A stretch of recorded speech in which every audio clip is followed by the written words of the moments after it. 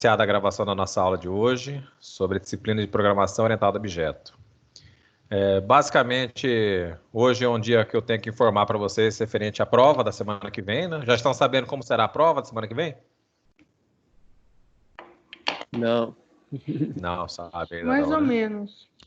Então, conforme o decreto aí da Prefeitura de Cuiabá, entre outras situações provocadas pela pandemia do coronavírus, então as aulas continuarão suspensas e as provas serão feitas remotas, né? Então vocês farão as provas como vocês fazem aquelas atividades, as atividades que vocês realizam no AVA, a prova será similar. Vai ter um link a partir da semana que vem, do dia 20 até o dia 28, para que vocês acessem o link da prova. Vocês farão a prova, né? Terão uma tentativa apenas na prova, né? Mas poderão estar executando ela no período do dia 20 até o dia 28. Então terão aí bastante dias para fazer a prova, né?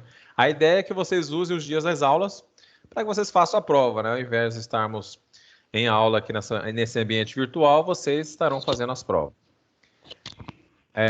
A prova conterá questões da unidade 1 e 2 e ficará disponível na seção 1 da unidade 1. Então, na seção 1, na unidade 1, seção 1, no pós-aula, teremos um link e este link vocês acessarão a prova. Tudo bem? Estão me escutando bem? Sim, escuto perfeitamente. Perfeito. Ok. Alguma dúvida sobre a prova? Vai ficar na seção 1.1, então. Exatamente. Na seção 1.1, no pós-aula. Então, vai estar disponível no pós-aula. Vocês farão lá. Lá vocês encontrarão um link para a prova. Beleza. Perfeito? Tudo bem? Acredito que essa informação... aqui nós estamos com 5 alunos, né? 5 que estão participando aqui. Mas aí quem não estiver aqui, vocês depois repassam a informação que deverão fazer então essa prova de forma remota. Uma questão também que nós estamos trabalhando aqui hoje, temos pessoas novas, né? Que estão trabalhando aqui a primeira vez no ambiente. Essa nossa aula ela é gravada. Logo após o término da aula, os vídeos serão disponibilizados no AVA. Vocês terão um link para que possam visualizar a aula caso queiram assisti-la novamente, tá? Então, mas quando a gente passa alguns informes aqui, quem também perder a aula, né? Quem não puder estar online aqui, poderá, no momento posterior, assistir às aulas que estarão gravadas. Então, tudo que nós conversarmos aqui vai estar aparecendo lá no ambiente virtual. Muito bem. As questões básicas que nós temos que tratar hoje aqui, nós já estamos na seção 2.3, né? Semana passada foi aniversário de Cuiabá, nós não tivemos a aula, então hoje ficamos de trabalhar com a seção 2.3. Uma das questões também que eu quero relembrá-los, vocês têm aquelas atividades, na verdade já está encerrada as atividades deste bimestre. No segundo bimestre manteremos o mesmo padrão, então eu peço que vocês se atentem aí aos prazos, né? Para que vocês possam estar fazendo estas atividades que estão aqui. Então, essas daqui já foram, né? Mas no próximo bimestre, eu vou ter novamente esse quadro aqui, esse cronograma das atividades, com os dias para envio, né? O envio dessas atividades é para aquele e-mail que você já conhece. Vou colocar aqui. Então, as atividades devem ser encaminhadas por e-mail. Lá no AVA, eu destino na seção que vocês estiverem visualizando lá, vai aparecer as atividades. E com essas atividades devem ser enviadas. Então, lá vai estar a nomenclatura do assunto que vocês deverão colocar, além de quais atividades farão parte daquele envio, né? Mas é interessante que vocês, então, no AVA, acompanhem com rigor as nossas aulas, né? Que, por enquanto, elas estarão sendo realizadas de forma remota. Mas essas nossas aulas, vocês já sabem que nós estamos agora na seção 2.3. Na próxima semana, teremos a prova. E na outra semana, estaremos na seção 3.1. Então, caso vocês queiram ter acesso ao link para acesso à aula, é só acessando ali a seção 3.1 no AVA. Nesta sessão vai ter o link para que vocês possam assistir a aula ao vivo. Após a realização da aula ao vivo, vocês, nessa mesma sessão, ficará disponibilizado o vídeo que foi gravado na aula, né? Então, isso aqui que nós estamos fazendo agora, por exemplo, ficará disponível para que vocês revejam isso que nós estamos combinando aqui no AVA, na sessão 2.3. E assim seguiremos todas as semanas. Talvez tenhamos uma semana que faremos 2 sessões. Mas aí vamos mais para frente, conforme vamos seguir nossa aula, haverá essa possibilidade de que façamos 2 sessões de uma aula. Tudo bem? Alguma dúvida quanto a isso? Não. Vocês, a minha questão que eu queria ver com vocês já conseguiram instalar o Eclipse no computador de vocês para que façam as atividades práticas? Já. Só não consegui fazer ele funcionar. Conseguiu fazer funcionar, Weslaine? Eu tento fazer algumas linguagens e não funciona. O Bruno também, o Bruno Francelino conseguiu? Ele não está falando. Ele está fechando o microfone dele. Só está vindo o áudio de lá. Muito bem. Então é este padrão que eu quero que vocês sigam, né? No próximo bimestre, as avaliações, essas atividades que vocês enviam, terão pontuação máxima de 1.500 pontos, então valerá um pouco mais. Nesse bimestre, foi 1.000 pontos, foram 1.000 pontos, né? E no próximo serão 1.500 pontos.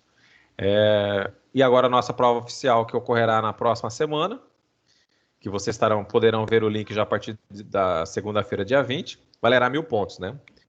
Então, desta forma aí, temos que ficar atento, porque, pelo visto, pelo andar da carruagem aí, nós não teremos mais, talvez, o momento presencial esse semestre. Eu estou desconfiando que nós não teremos mais o momento presencial esse semestre, porque, como as estimativas cada vez mais são prorrogadas, né? O pico inicial desta pandemia era para ocorrer agora em março. Aí mudaram para abril, e agora já estão contando que será em maio, junho e talvez em julho. Então, ou seja, todo o semestre letivo, o semestre letivo vai estar comprometido se realmente essa previsão ocorrer em julho. Talvez nem ocorra, tomara que não ocorra, né? Mas como as entidades competentes presumem essa possibilidade para esse período, eu acredito que as aulas ficarão suspensas ainda até o final do semestre. Alguém acha que poderemos ter aula antes? Eu acho que não. Eu acho que a gente se vê só ano que vem, só, professor. Só ano que vem? Não. Só propaganda. Ano que vem não, acho que em agosto todo mundo se encontra, mas ano que vem não. Na verdade, o Nick nem tá gostando, né? Não, o Croton, né? Então, os que sobrar se vê em agosto. A instituição em si, né, Bruno, talvez veja aí uma economia de custos, né? Mas eu acredito que eles também possivelmente vão ter que conceder algum tipo de desconto para vocês. Talvez, né? Não estou falando isso aqui, mas algumas instituições estão promovendo descontos, né? Desse período, porque está tendo uma certa economia de valores. Mas eu acho nessa situação aí, todos foram prejudicados, né? Nós temos aí um prejuízo geral da economia brasileira. E infelizmente, nesta situação aí, não vejo também uma alternativa de término tão próxima, porque não existe nenhuma ação concreta que esteja sendo feita para que possamos planejar a reabertura de todos os estabelecimentos, né, dentro de um prazo estabelecido. Está tudo meio obscuro ainda nessa situação. Mas é assim, vamos então seguir na nossa aula. Então, a nossa aula de hoje, estejamos trabalhando então com a sessão 2.3. Então, eu vou abrir aqui para que vocês vejam a sessão 2.3. Vocês estão conseguindo, todos já estão tendo acesso ao AVA, né? Já pegaram o material. Alguém já conseguiu ler o livro todo? Todo? Não. Não ainda, né? Todo não. A gente tem livro? Livro? Tem. Vocês têm livro? Tem mesmo, sério. Não sabia? Então, eu vou fazer aqui eu vou acessar aqui a disciplina de vocês. Opa, fechou a minha sessão. Mas quando vocês acessam a disciplina, na primeira unidade, lá tem a disponibilidade do livro didático.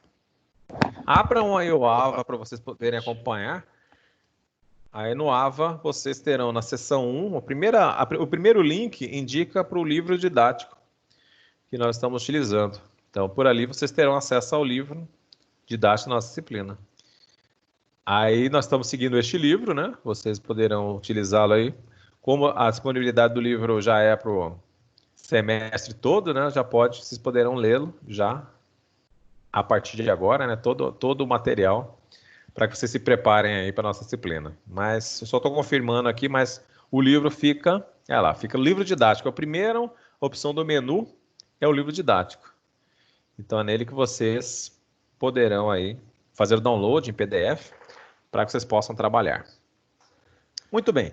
Seguindo a seção então 2.3, na seção 2.3, os assuntos desta seção são esses: reutilização de classes em Java, modificadores de acesso, herança, polimorfismo e encapsulamento. Então, são esses os temas desta nossa seção 2.3. E esses temas estarão também na nossa prova da semana que vem. Mas tudo bem, bem simples, né? Então, aqui, ó, a primeira questão que está sendo trabalhada aqui, isso aqui é um exemplo do livro, eu vou usar outros exemplos para que nós possamos identificar melhor esses critérios. Deixa eu só conceder que tem mais uma pessoa querendo entrar na sala. Já foi admitido. Na verdade, o modificador de acesso, a função dele é que nós possamos ocultar dados entre as nossas classes, caso tenhamos uma equipe de desenvolvimento e devemos proteger alguns campos, né, alguns atributos, ou até mesmo alguns métodos das nossas classes. Nós podemos usar esse modificador de acesso para que tenhamos este controle. Isso aqui é o termo que a gente utiliza o nome de encapsulamento. Então, encapsulamento é exatamente colocarmos identificadores em nossos atributos e métodos para que possamos ocultar de outros programadores que estiveram no projeto. Caso tenhamos essa característica, possamos trabalhar, né? Os modificadores de acesso básicos são esses daqui, é o public. O public, na verdade, é um modificador de acesso que disponibiliza acesso total, né, a métodos e atributos de uma classe. Então, por ele aqui, mesmo eu estando em pacotes diferentes, classes que não sejam relacionadas com herança, essa questão do público abrirá acesso para que tenhamos outras classes possam acessar esses códigos. Nós temos o private, que é o privado, né? O private, temos aqui os campos e métodos declarados que você vai controlar o acesso. Então, esse acesso não será feito por nenhuma classe, só pela classe original que terá acesso a esses métodos e campos, né, atributos privados. Nós temos o protect, que é nossos métodos protegidos. Esse método protegido aqui, ele não deixará que tenhamos acesso a essas classes. As classes não terão acesso a campos e atributos, só terão acesso se elas pertencerem à herança, né? Se elas estiverem na cadeia da herança de uma outra classe, elas terão acesso a esses atributos e métodos que serão protegidos, usando esse modificador protect. E se caso não tenhamos informado nenhum modificador antes das nossos atributos e nossos métodos, estarão sendo considerados que eles pertencerão ao pacote. Então, dentro do pacote em questão, todas as classes que forem internas ao pacote terão acesso a esses atributos e esses métodos. Se a classe for externa ao pacote, ela não terá acesso. Então, quando nós não colocamos modificadores, esses controles que o nosso compilador Java terá de acesso ou não àquele determinado atributo ou método da minha classe. Seguindo aqui, nós faremos exemplo daqui a pouquinho, tá? Então, aqui nós temos a parte da herança. Então, a herança esta é a parte que está aqui inicialmente descrita como a reutilização da classe. Então, quando a gente fala reutilização da classe, é que nós estejamos usando uma classe como base, e a partir dessa classe, eu vou estar podendo usar atributos e métodos, né, que estiver disponível para uso na classe filho, no caso assim, né? Usando por herança a terminologia, temos uma classe pai, e nós temos lá métodos e atributos já implementados e declarados. Eu vou na minha classe filho, poderei ter acesso a essas características e comportamentos da classe pai. Isso, lembrando que o modificador tem que estar público, ou protect, né, que é o protegido. Estando público e protegido, eu consigo ter acesso, ou até sem modificador, eu consigo ter acesso. Se eu coloquei lá como privado na classe mãe, nesse tipo de herança eu não vou conseguir ter acesso, porque eu defini como privado, então é esse daí realmente acesso restrito apenas à classe de origem, tá? Então aqui até menciona, né, que quando a gente faz essa extensão, a segunda classe herda características diretas de métodos e atributos públicos da classe mãe. Não só atributos públicos ou métodos públicos, né, mas também os protegidos também será possível esse acesso via esse critério da herança, tá? Então, aqui ele menciona que mesmo que não tenhamos colocado explicitamente uma herança de uma outra classe, todas as classes Java, elas já indiretamente têm a herança da classe Object. Então, essa classe Object é a classe mãe de todas as demais classes que estão disponíveis para o nosso trabalho dentro da plataforma Java, né? E também mesmo que tenhamos criado uma classe nova, essa classe nova, mesmo que não tenhamos usado a palavra extend, ou seja, a palavra que indica a herança, ela estará vinculada a essa classe Object, e é por esse motivo que conseguimos até usar ali recursos como principalmente a declaração de tipos primitivos de uma classe, né? Então, quando colocamos ele do tipo inteiro, tipo float, esses dados já são herdados características dessa classe Object, que é a classe principal do Java. Muito bem, então a herança, principalmente reutilização de código. Eu tenho uma funcionalidade já implementada, eu vou reutilizar apenas esse código em outra classe, sem ter que implementar novamente, apenas adicionando uma característica nova que eu precise nesta classe filho, tá? Então, isso é a herança. O polimorfismo. O polimorfismo é o que nós também usamos em alguns critérios ali, a questão da sobrecarga de métodos, né? Então, nós podemos criar aqui um mecanismo, né? Um mecanismo de estarmos trabalhando em cima da visualização de um tipo de classe que tem a herança envolvida, e eu apenas faço a chamada desta classe, passo o parâmetro dessa classe e uso um método que seja comum às duas classes. Conforme eu passar o objeto em questão, o método, que tem um nome similar, igual, será acionado dependendo da classe que eu passei como referência, tá? Então, isso aí a gente considera como polimorfismo, essa característica, né, de estarmos invocando um método que pertence a classes distintas, mas que tem a mesma nomenclatura. Então, aqui é o que está sendo mencionado aqui, o funcionário, né? No caso aqui existe um método, é um tipo de pessoa, né? E o aluno é um tipo de aluno, aluno de pós-graduação é um tipo de aluno. Então, é um tipo de permite a existência do polimorfismo. Quando a gente fala que são classes que existem similaridades entre elas e que tenhamos um método pelo menos igual, na qual eu chamo esse método, passando como referência objeto, o meu código estará preparado para executar esta informação sem que haja, né, nenhum tipo de decorrência de transtorno, porque teremos o mesmo nome de método envolvido. Então, isso aqui chamamos de polimorfismo. Eu farei exemplos também para vocês. E o encapsulamento, como eu já mencionei anteriormente, o encapsulamento está realmente vinculado a estarmos ocultando, né, a implementação de uma classe para outra, né, para que possamos, usando aí nossos modificadores de acesso, tenhamos aí as restrições que possamos desejar aí aplicadas às classes que farão acesso ao nosso código. Então, por aqui, ocultaremos esses códigos, né, essa possibilidade de uso de um atributo ou de um método de outras classes ou não, né, dependendo da situação. Se estiver no mesmo pacote, existe uma característica que nós podemos usar para que todos os atributos e métodos fiquem públicos para quem estiver no mesmo pacote. Agora eu posso também definir métodos protegidos e atributos protegidos que serão vistos apenas pelas classes filhas que herdarão características da classe pai. E assim seguiríamos, né, nesse conceito de encapsulamento, de ocultarmos aí no encapsulamento os dados que desejarmos aí na nossa implementação, caso tenhamos uma equipe de desenvolvedores numerosa, é necessário muitas vezes filtrar aí o que cada um terá acesso. Aqui está mais um conceito de encapsulamento. Mas vamos fazer aqui os testes para que tenhamos esses exemplos, tá? Então, nesse momento aqui, Eu vou acessar aqui o nossa interface do Eclipse. Estou acessando o Eclipse. Todos estão vendo o Eclipse na tela de vocês? Sim, senhor. Sim, né?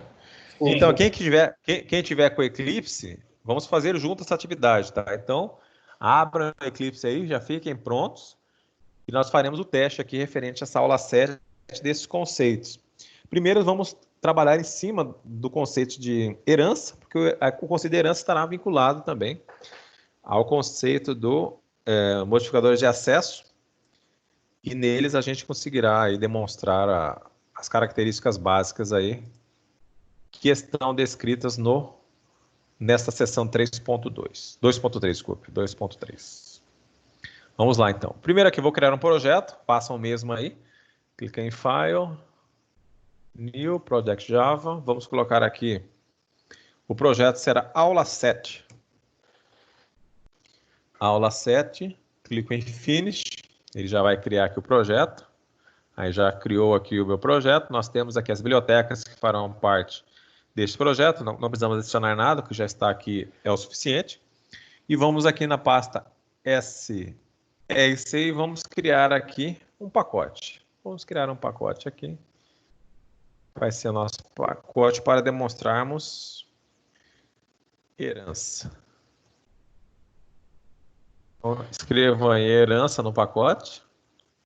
Cliquei em Finish. Criou o pacote aqui para mim. Todos fizeram já aí? Vamos esperar um pouco para... Eu Conseguiram queria ter fazer? visto direito a tela. Oi? Queria ter visto direito a tela, como o senhor fez. Ah, tá. Vocês estão conseguindo ver a tela aí certinha? Tá faltando alguma coisa? Só no meu, só.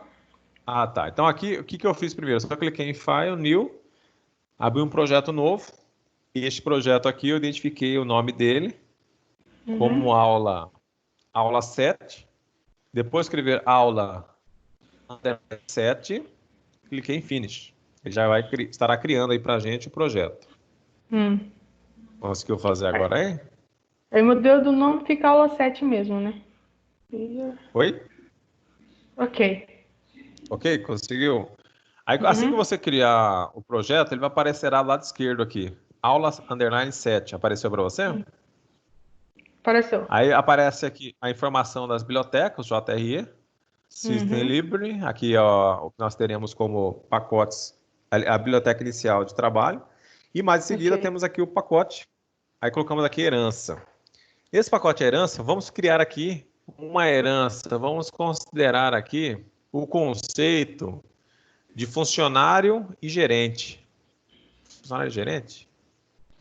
Não, deixa eu pensar aqui. Vamos criar aqui primeiro uma classe. Vamos criar aqui uma classe pessoa. Herança. O nome do pacote, né? Lá direito do mouse, acima do S, RC, New, package aqui que é pacote. E você escreverá aí herança. Esse é o nosso primeiro pacote. Dentro desse pacote, vamos criar aqui uma classe chamada pessoa. A primeira letra maiúscula, tá? Lembre-se disso, maiúscula. O que já veio aqui marcado, mantenha, tá? Só escrevam pessoa e cliquem aqui em Finish. Já estão visualizando aí o Public Class pessoa?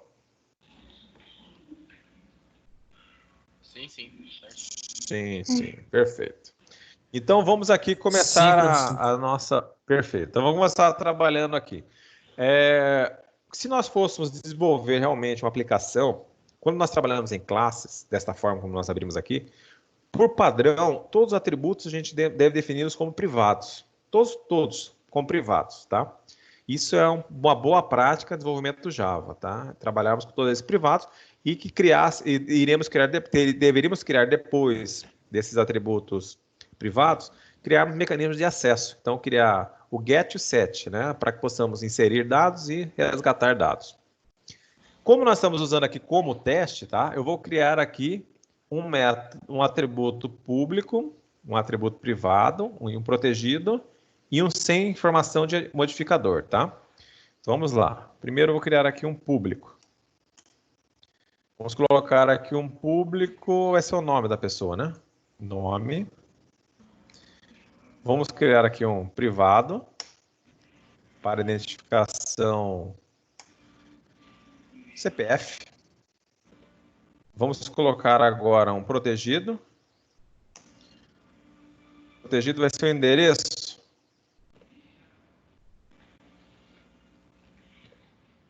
E vamos colocar um sem informação do modificador. Vamos colocar aqui direto já.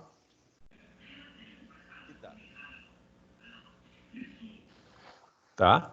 Então, temos aqui um atributo público, um atributo privado, um atributo protegido e um atributo sem modificador. Observe que não tem nenhum modificador na frente, né? Todos estão vendo aí? Eu já coloquei int, idade, sem modificador nenhum. Está livre isso aqui. Muito bem, definimos então esses atributos. Vou criar aqui, observe, quando nós temos um atributo privado, né? Vou criar aqui apenas, para que possamos ter um exemplo, um método público imprimir. Em parâmetros, tá? Então, criei aqui um public void imprimir. Lembra do void? Qual que é o objetivo do void mesmo? O que eu digo? Esse método aqui, quando eu coloco o void, indica que ele é o quê? Um método Que não retorna. que não retorna nenhum valor. Muito bem. Não retorna nenhum valor. Eu vou criar um outro daqui a pouco que vai retornar um valor. Tá, vamos lá. Aqui eu vou apenas colocar um system.out.println. Vamos apenas imprimir aqui, no caso, a pessoa, né? Então, a pessoa. Vou colocar aqui.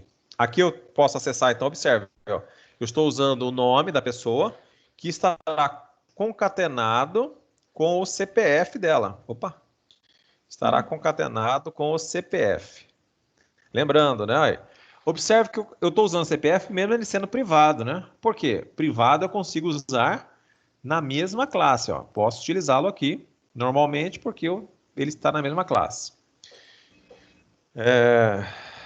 Vamos colocar aqui um public.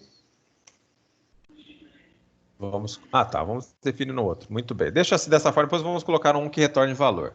Muito bem, então este método aqui não retorna valor, vai apenas imprimir o nome da pessoa e o CPF dela, tá?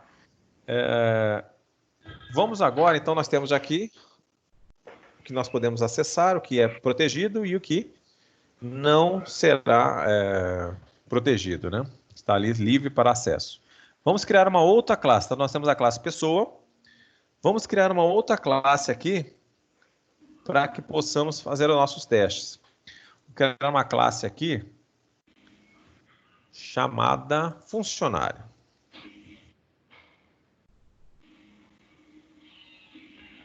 Muito bem. Funcionário, criamos a classe aqui. Eu quero herdar características da classe pessoa. O que eu devo fazer aqui? Existe alguma palavra que eu tenho que informar? O que vocês acham que eu devo fazer? Eu quero ligar essa classe funcionário com a classe pessoa, sendo que essa classe funcionária será filha da classe pessoa. O que eu devo fazer aqui? Estendê-la, né? Extend, a palavra extend, muito bem. Então vamos colocar aqui a palavra extend.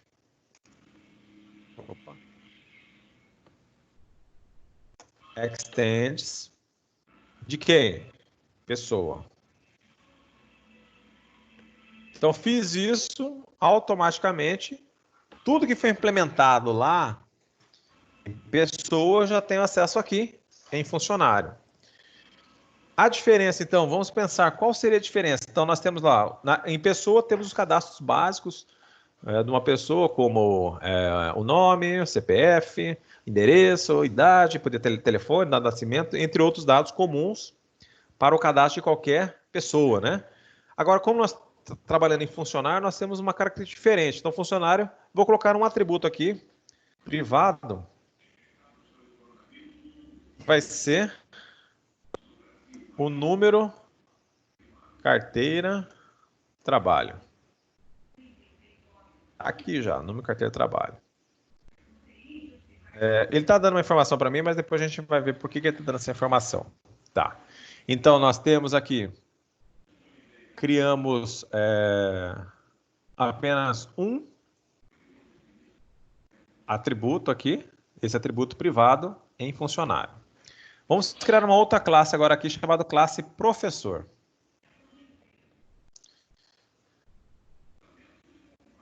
Vamos criar uma classe professor. E essa classe professor, ela herda características da classe funcionário. Então, vamos colocar aqui. Ela vai estender da classe funcionário. Uma característica diferente da pessoa aqui em questão, do professor, que nós vamos criar aqui, vai ser apenas disciplina, tá? Disciplina. Vamos imaginar que esse professor só trabalha com uma disciplina, né? Não é o coerente, mas ele só trabalha com uma disciplina. Muito bem. Vamos salvar todo o nosso projeto.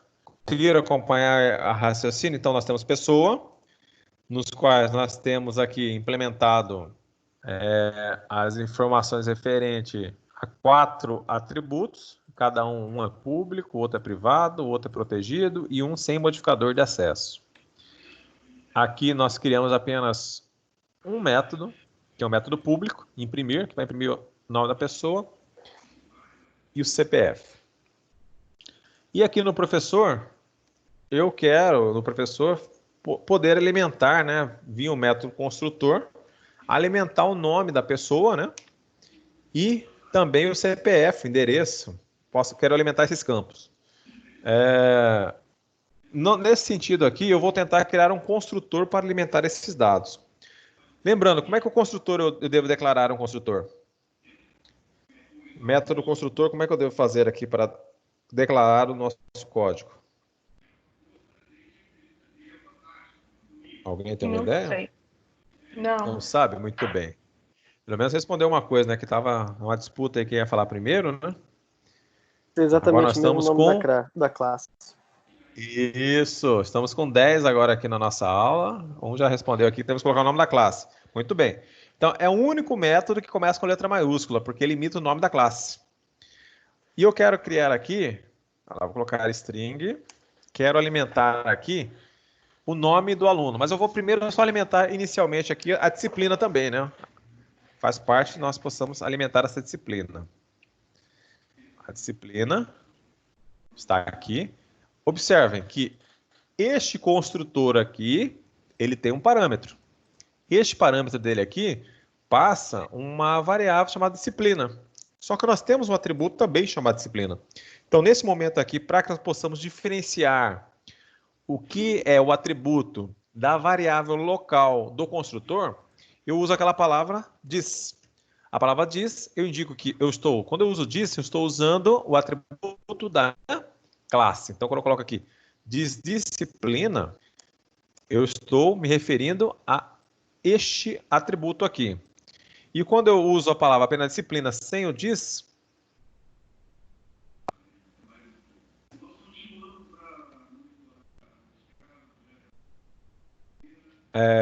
também aqui nesse sentido, o que eu estou usando aqui na disciplina, né, vai estar vinculado a esta variável aqui que está sendo disponibilizada, tá? Ok? Entenderam esse critério? Ok. Entendi. Ah, tá. Então, muito bem. Isso aqui é importante, que essa palavra aqui, eu acho que teve uma atividade para que vocês tivessem como trabalhar, né, com a palavra dis, né? Então, a questão desse dis aqui, quando eu uso disciplina nesse sentido aqui, que eu estou utilizando, eu estou me referindo ao atributo da classe. Quando eu estou diferenciando a palavra dis do atributo desta variável que é interna ao construtor. Então, por aqui nós temos a diferenciação do que é interno ao construtor. do que fica externo a ele. Muito bem. Agora, lembra que eu tenho lá na minha classe mãe, lembra que nós tínhamos lá a classe mãe de todos e essa classe pessoa, né? Em pessoa, eu posso tentar acessar, lembra aquele atributo nome? Vamos lembrar lá, ó. Nós temos aqui um atributo nome, né? Eu consigo acessar daqui do professor? Aliás, da nossa classe professor, eu consigo acessar o atributo nome da classe pessoa? Essa é a primeira pergunta. É possível esse acesso? Vamos lá novamente. Então, estou aqui. É para você, né? Acha que é? Então, se eu quero acessar o atributo nome da classe pessoa, lembre que professor herda de funcionário e funcionário que herda de pessoa. Mas se nós olharmos aqui, nome é público, então eu consigo acessar o nome aqui. Super ponto nome. Olha só essa palavra, acho que vocês não tinham visto ainda, né? Super. Quando eu uso a palavra super, eu estou usando a palavra referenciando à classe pai, a classe superior. Então, usando super, eu tenho acesso a tudo que está disponível na classe superior. Observe que eu digitei super, apareceram aqui para a gente todos os atributos e métodos que estão disponíveis. Observe que apareceu lá clone, equals, finalize, getClass. Todos esses métodos nós não implementamos. Mas olha lá, aparece do lado ali de quem ele herda. Ele é herdado do object. Da classe pessoa em questão, nós herdamos endereço, porque endereço é protegido, idade, porque a idade foi definida que não tinha modificador, e nome, que é do tipo público, então todo mundo consegue acessar. Essas coresinhas que estão aparecendo aí também definem a possibilidade de acesso.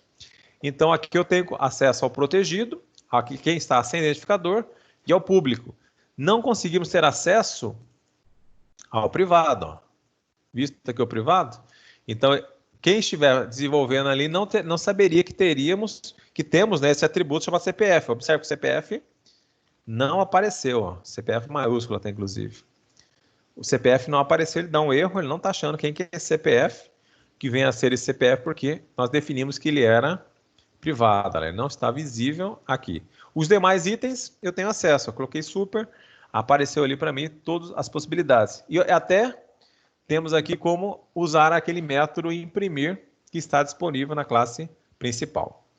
Mas aí, eu defini um atributo privado, né, na classe pessoa, não tem como acessá-lo diretamente. Nesse sentido é que a gente poderia, né, e deve sempre criar meios para que as pessoas possam acessar este atributo protegido, privado, aliás, desculpa, esse atributo privado. Por que nós temos que ter essa característica de restringir o acesso a esse atributo privado? O CPF, vocês devem lembrar que o CPF é uma sequência numérica que ela tem aproximadamente 3, 9, 11 dígitos, né? Confere? 11 dígitos sem a máscara. A máscara que eu falo é aquele hífenzinho. Eu vou fazer aqui para vocês um teste. Um CPF, como vocês conhecem, não é assim? 3 números, ponto, 3 outros números, ponto, 3 outros números, um hífen, mais 2 números. Isso aqui é a característica do CPF, não é verdade? Por ser esta característica do CPF, nós não podemos deixar que o usuário lance qualquer informação ali no CPF, porque ele poderá lançar faltando números ou até mesmo lançar um CPF errado. Vocês devem lembrar que o CPF ele tem uma parte, o final dele aqui, este hífen aqui e vem 2 dígitos, isso aqui é o dígito verificador do CPF. Então, quando eu estou criando um sistema, eu não posso deixar livre o acesso a um atributo, porque a pessoa pode inserir um dado errado e eu preciso que esse dado passe primeiro por uma revisão.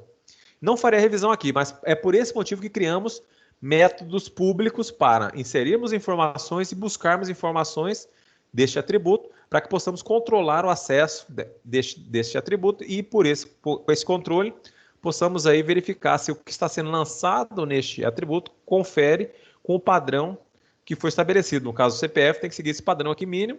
Eu posso até salvar aqui o dado com um ponto ou posterior. A pessoa só digita número e depois eu, na hora de apresentar para ele a informação, devolver o resultado na tela do usuário, eu insiro essa máscara com os pontos e hífen, tá? Então, vamos criar aqui métodos para acesso ao CPF. Então, eu vou criar aqui primeiro a forma de inserirmos dados. Então, public void, sempre usando a palavra set para que possamos lançar dados, e o nome do atributo, set CPF. Temos aqui, passamos aqui um parâmetro, que é o CPF, em questão que está sendo lançado. Nesse momento aqui que eu deveria implementar um cálculo verificador se o CPF está correto, né? Se ele está com a sequência correta de tamanho de números, né? Vamos imaginar que a pessoa tem que lançar 11 dígitos, então eu tenho que contar aqui se são os 11 dígitos que estão sendo informados para que eu possa confirmar esse lançamento, né? Não faremos isso agora, mas aqui ficaria este código de verificação do CPF antes de gravá-lo. Aqui vamos apenas usar a palavra disse para que possamos passar o dado que foi enviado no parâmetro do set para o nosso atributo CPF da nossa classe. Muito bem, fizemos aqui o public void referente ao set, a envio das informações, e faremos o get, que é o retorno da informação. Também deverá ser público, só que aqui quando ele tem este método, retornará a informação. Então ele retornará uma string, get CPF. Não preciso de parâmetro, geralmente os gets não têm parâmetro, vou apenas demonstrar que está vindo. E aqui eu vou colocar o quê? Um return. Aqui eu já posso colocar o CPF, porque ele já sabe que esse CPF aqui é referente a esse atributo. Então fizemos isso aqui. Então isso aqui, o encapsulamento. A pessoa não sabe nem que existe esse atributo. Agora eu declarei métodos públicos para que a pessoa, quem estiver usando essa classe, possa acessar os dados referentes a este atributo do CPF, tanto para acessá-lo via o get, quanto para manipulá-lo, né, lançar informações pelo set. Então, volto aqui no professor, agora eu cliquei no super, observe que aqui já vai estar disponível o get CPF, mostrar o CPF, ou um set CPF. Já foi ali o set CPF, e aqui eu venho e lanço o que eu quero escrever aquele CPF, no caso aqui, uma sequência de strings é o suficiente para que possamos armazenar ali no CPF, tá? Isso eu tenho que fazer em todas as classes. Então, eu tenho que deixar disponível nas classes um mecanismo no qual eu possa, né, manipular por exemplo, esse atributo aqui, número de carteira de trabalho. Então, aqui, novamente, eu tenho que criar métodos que eu consiga o acesso a este atributo, como também manipulá-lo. Então, primeira coisa, eu vou fazer aqui por padrão, é o set. Isso aqui vocês têm que digitar, tá? Digitar para lembrar qual é a sequência. Aí alguém vai falar, mas é possível, né, usar algumas teclas de atalho para que façamos isso. Eu sei que é possível, mas por enquanto, como vocês estão aprendendo, é bom que vocês digitem, para que vocês possam decorar aí a sintaxe do set e do get. Alguma dúvida quanto a isso aqui?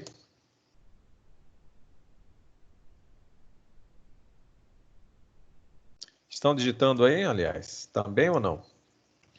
Ou só analisando? Estou tentando te acompanhar, mas tá difícil. Tá, você parou onde? Você quer que eu mostre Não. qual classe para você digitar aí? Não, vai digitando esse. Depois que eu terminar a primeira, eu te falo. Tá, joia. Vamos digitar aqui agora o set. Desculpe. Set número, carteira, trabalho. Esse não tem parâmetro. E apenas o return.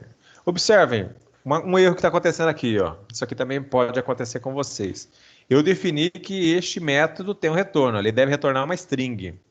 Aparece um erro aqui, ó. Não acabei de digitar, mas está apresentando um erro. Qual é o erro que ele apresenta? Ele fala o seguinte, que este método, né, precisa de retornar uma informação do tipo string. Então, eu preciso retornar uma informação do tipo string. Se eu não quiser retornar essa informação, eu tenho que trocar essa palavra aqui por void. Mas nós queremos retornar. Então, ele está pedindo que nós temos que informar o return aqui. O erro vai sumir.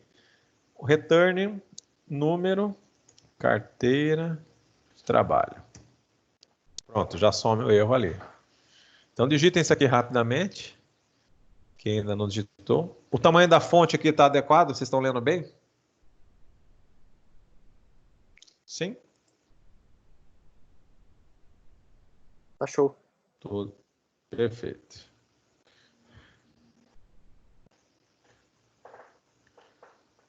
Então, digitei o código rapidamente.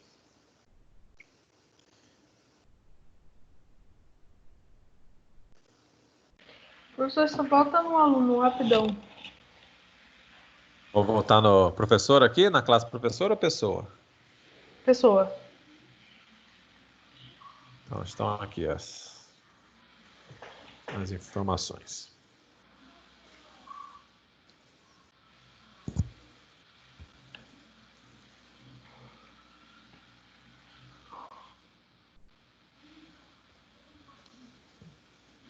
Pronto. Pronto, né? Então, tá bom. E aqui em professor, ver se tem algum... Ah, temos aqui a disciplina, temos que também criar aqui o método getSet.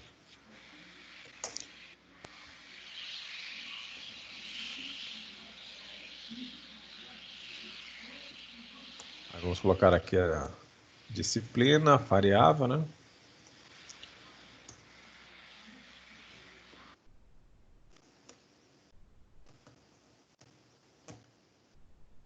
E por último, o public.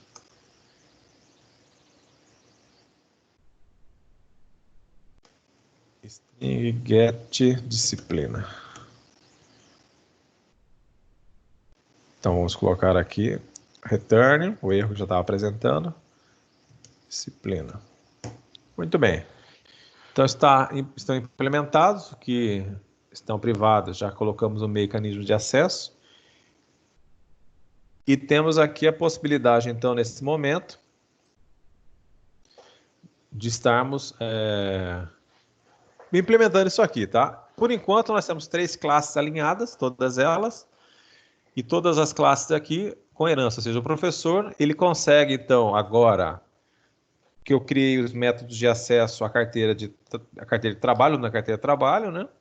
E também o professor consegue usar aqui tanto o atributo nome, quanto o atributo endereço e idade, e também, pelos métodos que eu criei públicos aqui, lançar dados também no CPF, tá?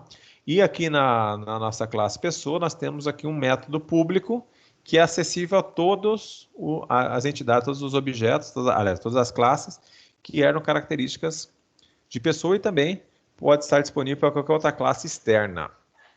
Então aqui nós temos já essas 3, vamos criar aqui uma classe principal, tá? Vou criar uma outra classe aqui. Essa classe principal, a característica dela é que ela terá um método public static void main. Então, essa nossa classe principal será a classe executável. É ela que poderemos testar a nossa aplicação verificando esses critérios aí dessa herança que nós promovemos agora. Então, neste sentido aqui, marquem privado, nome principal, deixe público marcado mesmo, só que aqui embaixo você se informa que vai ser public static void main, ou seja, teremos o método principal aí, né, o estático principal para executarmos nosso projeto. Clique em Finish, ele vai criar já para a gente aqui o método public static void main, e aqui vamos tentar instanciar aqui um objeto da classe professor. Então, quando eu quero instanciar um objeto, só relembrando, né?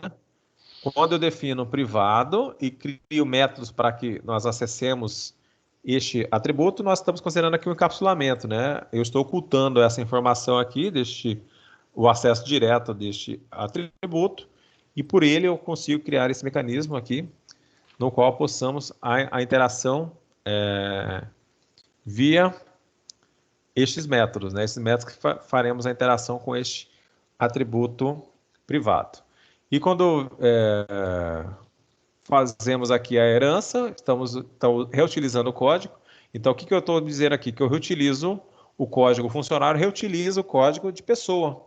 Então, tudo que está programado em pessoa que não esteja privado, né, eu poderei usar caso eu instancie o objeto funcionário. Como também professor eu também posso usar as características de funcionário e de quem funcionário herda outras características. Então, nessa situação aqui, o professor, a classe professor, poderá usar as características e métodos públicos, né, disponíveis e protegidos disponíveis do funcionário e também o funcionário, aliás, também o professor também terá recursos da classe pessoa. Aqui no principal eu vou instanciar um objeto professor. Então eu vou usar a classe professor aqui para que possamos iniciar o teste. Então professor, vou colocar o nome do objeto. Vou colocar apenas prof, né? Igual. Então, para eu instanciar, qual a palavra que eu devo informar agora, aqui depois desse igual?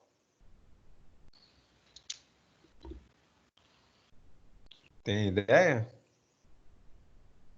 Não, né? Então, a palavra new, não new. Nós estamos querendo instanciar esse objeto aqui, né? Então, classe, em seguida, objeto, igual, new, estou instanciando, e agora vem o nome do construtor. Então, professor, abre e fecha parênteses. Só que, lembra que o professor tinha um parâmetro? O parâmetro que é para passar aqui é o nome da disciplina. Então, vamos colocar aqui. Programação. Vamos colocar só a sigla, né? Programação orientada a objeto. PO. Feito isso, eu posso colocar prof aqui e mandar imprimir. Ó. Vamos imprimir aqui a informação que nós temos cadastrado já neste nosso objeto aqui em questão. Vamos então executá-lo aqui para que possamos ver os testes. Eu posso clicar nesse botão verde aqui para executar ou pela tecla de atalho Ctrl F11, né? Ah lá, apareceu aqui, ó, num e apareceu um CPF que nós cadastramos aqui em pessoa. Mas não foi carregado o nome de nenhuma pessoa, né? Ninguém foi informado para que aparecesse aqui. E nem a disciplina está sendo informada. Por que não está sendo informado nada? Porque o método imprimir, que foi implementado aqui na nossa classe pessoa, contempla apenas informar o nome e o CPF. Só que nessas nossas heranças que usamos aqui, em nenhum momento informamos o nome, né? Para que pudéssemos fazer isso, teríamos que ter ou lançado direto aqui, lançando o nome aqui, para que ele possa aparecer ali no imprimir, né? Ah lá, agora apareceu o nome e o CPF que foi informado ali, tá? Podemos usar este recurso, como ele é público, né? Podemos lançar direto aqui e automaticamente, mesmo lá, então, o nome pertence à classe pessoa. Eu consegui lançar porque ele é público. Então, desta forma, lancei aqui e isso foi armazenado no objeto professor aqui que foi instanciado. Tudo bem? Entenderam essa parte aqui da herança? Sim? Acho que sim, né? Vamos fazer o seguinte, então. Neste nosso exemplo, vamos fazer um pequeno ajuste, tá? Eu vou criar um método construtor, para que vocês entendam também como um construtor e como podemos reescrever construtores em outras classes. Além de construtor, eu vou reescrever esse imprimir aqui, tá? Para que eu possa mostrar em todas as etapas de imprimir que ele venha passe para ser executado, tá? Então, primeira coisa, aqui em pessoa não vou mudar nada, tá? Do jeito que está aqui, eu apenas tenho os 4 atributos. Temos o imprimir aqui, que é o método público desta minha classe pessoa, e temos 2 outros métodos públicos para acesso a esse atributo privado CPF. Aqui manteremos a mesma configuração. Temos agora funcionário. Lembrando que funcionário herda a característica de pessoa. Ah, tá. Desculpe, vamos voltar aqui em pessoa. Vamos criar um construtor aqui. Vou criar um construtor. A missão deste construtor será cadastrarmos aqui o nome. Cadastrarmos também o CPF. Cadastrarmos o endereço. E cadastrarmos a idade também. Cadastrar logo todas as informações. Então, quando eu instanciar meu objeto, ele já vai solicitar essas informações para que eu possa lançá-los, tá? Então, vamos colocar aqui o acesso O string ali do CPF, eu vou usar o método dele, tá? Ficará meio estranho, mas vou usar o método aqui para alimentar dados do CPF. Vou usar agora o endereço, normalmente aqui para lançarmos, e a idade também.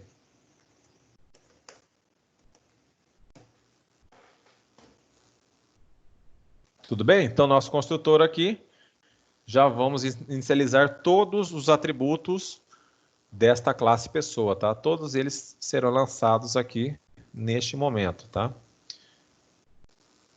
Então, cadastre aqui, quem estiver acompanhando, tente digitar esse código.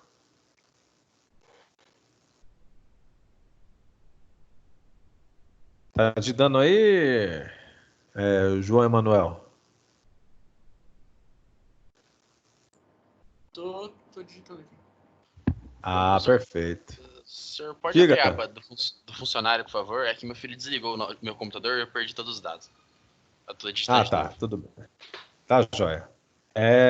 O pessoal já... Essa pessoa aqui, você já cadastrou, Bruno? O William, já cadastrei. Ah, William, desculpa, falei errado. William, você já cadastrou essa pessoa aqui, já digitou, né? Já.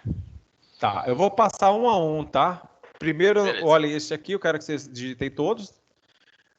Porque o que nós fizemos? Quando nós temos a herança, eu criei aqui um método construtor. Esse método construtor, obrigatoriamente, tem que ser cadastrado também nas classes filhas. Observe que agora a classe funcionário está com erro. Ó. Se eu passo o mouse aqui, ele fala lá que a minha classe pessoa, que é a classe super, né? A superclasse.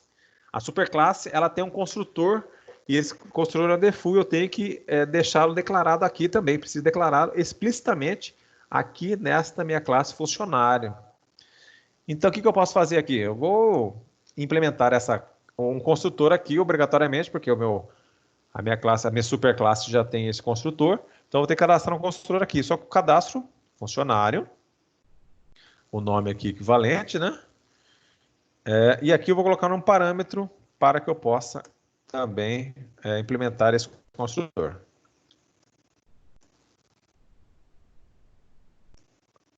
Muito bem, está lá o nosso construtor com nosso parâmetro. E aqui eu vou colocar o super. Aqui no super eu vou chamar o construtor, né? O super, o construtor da classe principal.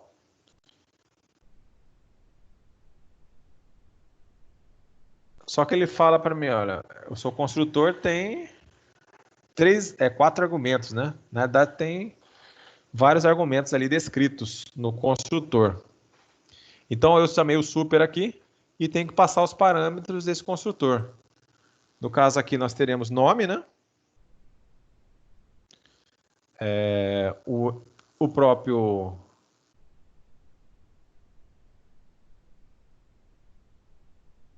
CPF.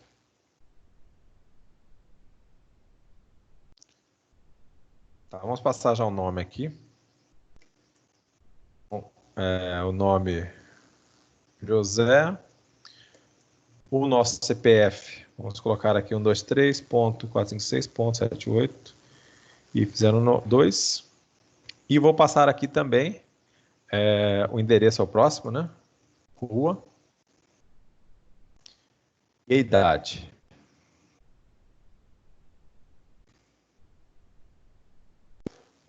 Então, aqui nesse contexto aqui, diferente do que nós usamos anteriormente, a palavra super, quando eu já uso a palavra super, e eu abrindo parênteses, ele já interpreta que é o construtor da classe principal, da superclasse. E quando a gente define esses 4 parâmetros aqui, eu posso criar outros construtores internos à classe pessoa com assinaturas diferentes, que é a questão da sobrecarga de métodos, né? Um método com nome igual, mas o que vai diferenciá-lo são os parâmetros internos, tá? E aqui eu vou também instanciar aqui, vou alimentar a carteira de trabalho da pessoa, né? Então, a carteira de trabalho aqui em questão, vamos colocar um número aqui, só que esse número é um string, 1, 2, 3, 4, 5. Não, já temos aqui, não precisa. Vamos alimentar aqui. Muito bem, então isso aqui é o código referente ao funcionário. Então quem estiver acompanhando, vamos digitar aqui. O principal é entender que quando eu estou invocando esse super, se lá na prova aparecer uma seta aqui, esse código, né, uma seta indicando o que vem a ser esse super aqui. Se eu falar que esse super, eu estou chamando o método construtor da superclasse e passando os parâmetros devidos para este método construtor da superclasse. O objetivo do método construtor é que nós possamos inicializar valores, né, em variáveis específicas. Ô, professor. Então usamos... Oi. Eu não entendi essa explicação sua do super aí. Foi mal. Tá, perfeito. O super aqui, então, vamos só relembrar aqui. Nós temos aqui pessoa. Pessoa, eu defini um construtor aqui, que é esse pessoa, que tem, observem, 4 parâmetros, que é o primeiro parâmetro, nome, CPF, endereço e idade. Os 4 parâmetros aqui. Esses parâmetros indicam que este construtor tem uma assinatura. Eu posso criar outros construtores aqui. Vou colocar um construtor aqui apenas com nome. Apenas construtor nome, né? Passando o parâmetro nome. Isso aqui que eu estou fazendo, eu posso deixar desta forma, que está correto. Nesta classe em questão aqui, temos 2 construtores, tá? 2 construtores. O nosso compilador Java, ele interpreta o construtor, como temos 2 aqui, e diferencia apenas pela assinatura de cada método. Consideramos a assinatura de cada método o número de parâmetros que esse método tem. Então, eu tenho aqui uma classe construtor com 4 parâmetros. Temos outro construtor aqui com 1 parâmetro. Então, o compilador Java sabe que temos 2 construtores e sobreentende que os construtores têm o mesmo nome, que é no caso nome pessoa, mas com assinaturas diferentes. A assinatura indica o número de parâmetros que farão parte desse construtor, tá? O objetivo do construtor é quando nós instanciarmos nossa classe, nós instanciamos a classe, obrigatoriamente pelo construtor, esses parâmetros que estão aqui descritos devem ser alimentados. Eu preciso alimentá-los para que eu possa criar esse objeto. Então, seriam campos obrigatórios que devem ser inicializados quando eu estou executando aqui, usando a ideia da classe da pessoa. No caso aqui, instanciando um objeto dessa classe, eu preciso, né, inicializar esses atributos. Indiferente, tá? Vamos pensar, eu tenho uma outra classe, eu preciso instanciar alguns atributos quando ela preciso inicializar alguns atributos. Quando eu instancio a classe, eu crio o método construtor com esse objetivo de estarmos, então, inicializando esses atributos quando eu instanciar a minha classe. Então, nesse sentido aqui, esta informação do compilador, eu tenho 2 construtores aqui. Tá, muito bem. Vou tirar esse daqui para voltarmos ao exemplo original. Então, nós temos um construtor aqui. Quando eu defino esse construtor, na minha classe que herda características, lá, funcionário herda características de pessoa. E, obrigatoriamente, eu tenho que explicitamente chamar este construtor da minha classe principal. No caso aqui é da superclasse, que é pessoa. Então, eu usando essa minha palavra reservada super, quando eu uso essa palavra reservada super, eu estou indicando que eu estou remetendo à superclasse da classe funcionário. No caso, a questão aqui da superclasse é a classe pessoa. Então, todo momento que eu usei a super, eu estou remetendo à superclasse que está vinculada à classe funcionário. Nesse sentido aqui, a classe pessoa. Então, por esse motivo, quando eu uso a palavra super e abro parênteses, eu estou invocando este método construtor. Então, entendemos que esse método construtor tem 4 parâmetros, que é nome, CPF, endereço e idade. Isso ocorre aqui, quando nós usamos a palavra super, automaticamente estamos aqui, estamos utilizando o primeiro parâmetro aqui para inicializar o nome, o segundo parâmetro para o CPF, o terceiro parâmetro para o endereço e o quarto parâmetro referente à idade. Tá? Então, o super aqui, eu estou chamando o método construtor da superclasse que está vinculado à classe funcionário. Se nós não tivéssemos a palavra extend aqui, ele não estivesse herdando nenhuma, eu não tenho como usar o super, porque o super eu não estou tendo nenhum construtor de uma superclasse vinculado, porque eu não está herdando características nenhuma de outra classe que tenha um construtor com esses 4 parâmetros. Tudo bem? Então aqui eu volto ao Extend, aqui já apareceu o super. Automaticamente aparece um erro na classe professor. Todos conseguiram digitar esse código aqui? Sim. Sim, né? Vamos agora em professor. Em professor, ele já está dando erro aqui, porque ele pede que estejamos inicializando o método construtor da superclasse. Então aqui vou passar apenas o número referente a... eu vou tirar esse super daqui, que não precisa mais. A carteira de trabalho e aqui inicializada a disciplina. Feito isso, os erros somem, né? E o que vai acontecer aqui? Quando eu inicializar aqui o professor e clicar em imprimir, o imprimir aqui ainda vai mostrar o nome, o CPF. Vou colocar aqui também o endereço, né? Vai ficar mais visível o que está acontecendo. E também vamos colocar aqui a idade. Feito isso, então quando eu executar aqui no método principal o imprimir, o que vai aparecer aqui embaixo para a gente? O nome que nós informamos aqui, ó, o José.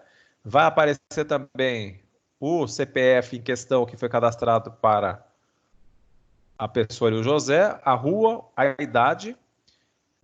E também, aí só que não aparece ainda o número da carteira de trabalho, nem aparece ainda para a gente a disciplina. Mas vamos executar aqui só para a gente ver.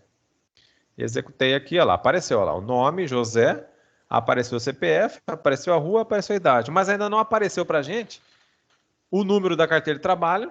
No caso, a carteira de trabalho aqui em questão é essa aqui, de 1 a 6. Esse número teria que aparecer com a carteira de trabalho. E também não apareceu aqui a informação da disciplina, que era POO. Tá? Então, o que agora temos que fazer? Temos que modificar mais uma questão ainda. Nós temos que reescrever o método imprimir. Então, eu vou reescrever o método imprimir para que eu possa, além de imprimir esses dados aqui, imprimir características do funcionário e do professor também. Então, aqui eu vou usar na classe funcionário, eu vou usar o meu atributo, meu modificador, né? Override, vamos reescrever. Public void imprimir o mesmo nome, né? Vou reescrever aqui meu imprimir. Esse imprimir pertence então à superclasse. Ó. Observe que este nome aqui, eu estou na classe funcionário, é o mesmo nome do método imprimir que está na classe pessoa. Vou apenas reescrevê-lo. Para reescrevê-lo, eu vou, primeira coisa, eu vou escrever aquela informação, vou fazer com que ele imprima o que está previsto na superclasse, tá? Eu vou, para manter a informação do nome, do CPF, da rua e da idade, e vou apenas implementar aqui também que ele faça a impressão da carteira de trabalho, né?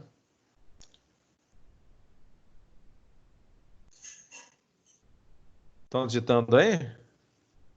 Ou não estão mais? Se desistiram? Depois eu vou voltar para vocês copiarem os códigos, que caso alguém tenha se perdido. Vou só remeter aqui. Aí saiu de onde? Tá, esse override, muito bem. Override, vou completar aqui, tá? Aqui é o número da carteira de trabalho.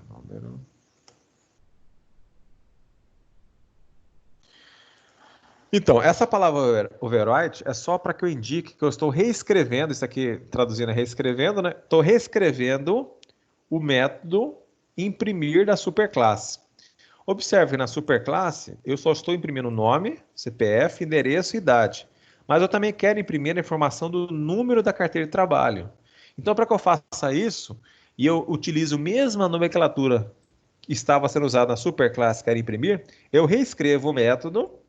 Quando eu reescrevo o método, a minha classe que está herdando características desta classe funcionário muda o que vai ser como resultado deste método.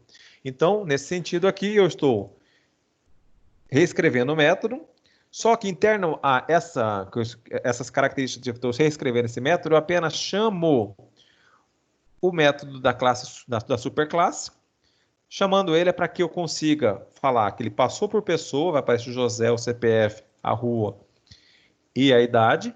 E eu também vou imprimir aqui o nome do funcionário e a carteira de trabalho dele também. Tá? Vou imprimir essa informação também para que apareça como resultado da nossa execução desse projeto. Vou fazer agora aqui, imprimir ele novamente. Vou executar, desculpa. Observe lá, ele executou, ele passou pela tabela, pela classe pessoa, obteve esse resultado aqui da classe pessoa. Em seguida, ele passou pela classe funcionário e imprimiu o número da carteira de trabalho, que é aquele número que nós informamos aqui. Aliás, onde é que foi? Informamos aqui, ó. Esse número aqui ele imprimiu. O que não imprimiu ainda é a informação referente à disciplina, né? Então, para que nós façamos isso, eu tenho que reescrever novamente o método. Essa palavra aqui, ela não é mais obrigatória. Estou colocando para que vocês lembrem dela, tá? Então, nós temos aqui, essa palavra aqui não é mais obrigatória, tá? Mas eu coloco só para uma anotação, para lembrar que eu estou reescrevendo, né? O imprimir aqui também. Eu vou reescrever o imprimir.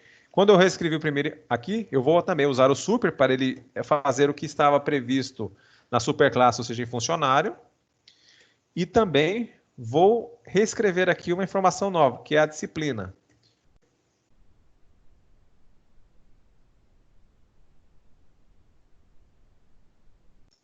Então, aqui agora vem, já na classe professor, eu estou colocando aqui o nome de onde está passando. Vou até colocar aqui classe professor. E aqui vai ser a informação da disciplina.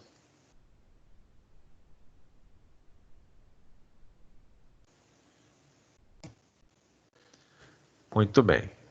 Vou só escrever também essa informação da classe, falando que ele passou pela classe funcionário. E aqui ele passa pela classe pessoa. Então, quando eu executo o objeto... Então, eu instanciei um objeto da classe professor. Mas quando eu uso esse imprimir, ele vai passar pelas três classes. Ó. Olha lá, passou pela classe pessoa para imprimir o nome. Ele reutilizou então a classe pessoa, né, para imprimir o nome, o CPF, o endereço e a idade. Passou também pela classe funcionário para imprimir o número da carteira de trabalho e passou também pela classe professor para imprimir a disciplina, no caso em questão aqui, que é o POO, tá? Então, com esse simples comando aqui, como nós encadeamos, reescrevemos aqui o método imprimir duas vezes, fora a primeira original que foi escrita em pessoa, quando eu executo este objeto proveniente da classe professor, o imprimir como foi reescrito, e além disso, quando eu reescrevo ele, eu uso o método, o operador super, né? Que ele chama o imprimir da superclasse, ele consegue passar por todas as minhas classes. Observe, isso aqui é um uso de recursividade, né? Então, eu executei aqui, o imprimir, ele começou a executar este método imprimir, ele cai nesse super, ele vai na classe funcionário, chama esse método imprimir, vem para esse super, ele vem aqui em pessoa, e aqui ele escreve a informação do nome, CPF, endereço e idade. Depois ele cai nessa linha aqui, escreve o número da carteira de trabalho, classe funcionária, e por último ele executa essa linha aqui, classe professor, disciplina. Então, o uso de recursividade dentro da orientação objeto me traz este resultado aqui que está em tela. Conseguiram entender essa parte aqui da reutilização de código, reescrita de métodos? Não ficou muito claro? Ficou claro? Precisa ler um pouquinho mais? O que vocês me dizem aí? Não, ficou claro, deu pra entender. Só que, tipo assim, Depois tem que dar uma revisada, né? tem que revisar. Não, perfeito. Então, o que eu vou deixar agora para vocês? Vocês conseguiram fazer todo esse código aqui da classe pessoa? Não, peraí, tem que terminar de fazer isso aqui. Tá. Eu vou só fazer o seguinte, quem puder, tira um print da tela aí, que eu vou passar um a um para vocês fazerem agora no intervalo, tá? Vamos fazer um intervalozinho para beber uma água aqui, e retornaremos daqui a pouco. Então, tira um print dessa tela para vocês terem esse código. Tiraram um print? Tirei. Sim, Perfeito. Calma aí. Tá. funcionário. Agora eu vou passar para funcionário. Tirem um print também.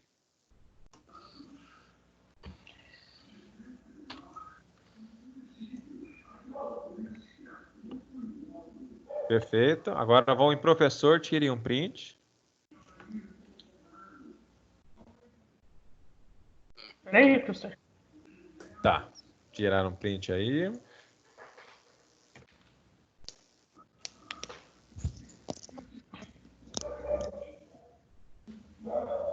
E por último, e não menos importante, isso aqui é um print aqui, mas é bem simples aqui, é só instanciar o nosso objeto aí da classe professor.